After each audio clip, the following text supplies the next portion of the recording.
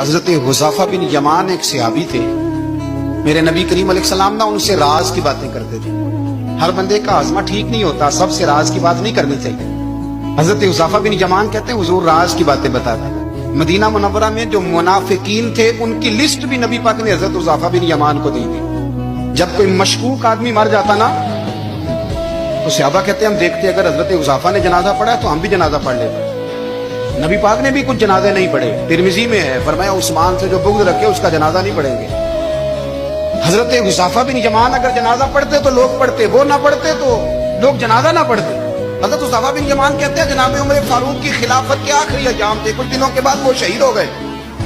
فرماتے آدھی رات کا وقت تھا، میں گھر میں سویا تھا بڑا بے فکر، اچانک میرے دروازے پہ دستک ہوئی، میں گھبرا کے اٹھا، اتنی رات کو کون آیا؟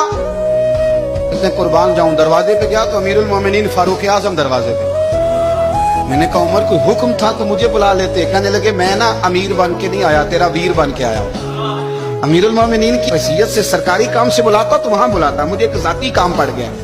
کہتے میں نے عمر کو گھر کی اندر بلا کے چارپائی پہ بٹھایا، میں نے کہا حضور میں غریب آدمی، میں کیا آپ کے کام آ سکتا ہوں؟ تو کہتے انہوں نے نا مجھے ساتھ بٹھا لیا، پھر میرا ہاتھ پکڑ لیا، کہنے لگے تو عمر کو جانتا ہے؟ عمر جھوٹ نہیں بولتا، تو جانتا ہے عمر وعدوں کا پکا ہے؟ کہا حضور جانتا ہوں، اس وقت آیا ہوں جب دیکھ بھی کوئی نہیں رہا۔ حضرت حذیفہ بن یمان کہتے ہیں پریشان ہو گیا، حضور پہلیاں نہ بجھوائے، مہربانی کر بتائیں کدھر آئے ہیں؟ حضرت عمر فاروق فرمانے لگے 62 سال کا ہو گیا ہوں، 63 میں چل رہا ہے، داڑھی سفید ہو گئی ہے، بل پک گیا، اٹھ فریدہ سٹیا، داڑھی آ گئی دور، اگا نیڑے آ گئی، پیچھا رہ گئی دور، اب قبر اشر کا معاملہ صاف نظر آنے لگا ہے۔ کہا حضور مجھ سے کیا چاہتے ہیں؟ حضرت عمر رو پڑے، کہنے لگے آج میں عشاء کے بعد نکلا ہوں تو نبی پاک کے صحابہ مجھے نیک کہہ رہے تھے، پھر میں نے بچوں کی ماں سے اور بچوں سے بھی پوچھا ہے، وہ بھی مجھ سے راضی ہیں۔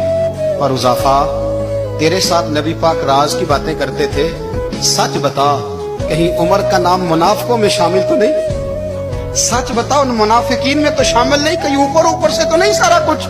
حضرت حذیفہ بن یمان کہتے ہیں میں باپ کے مرنے پہ اتنا نہیں رویا جتنا عمر کے سوال پہ رویا۔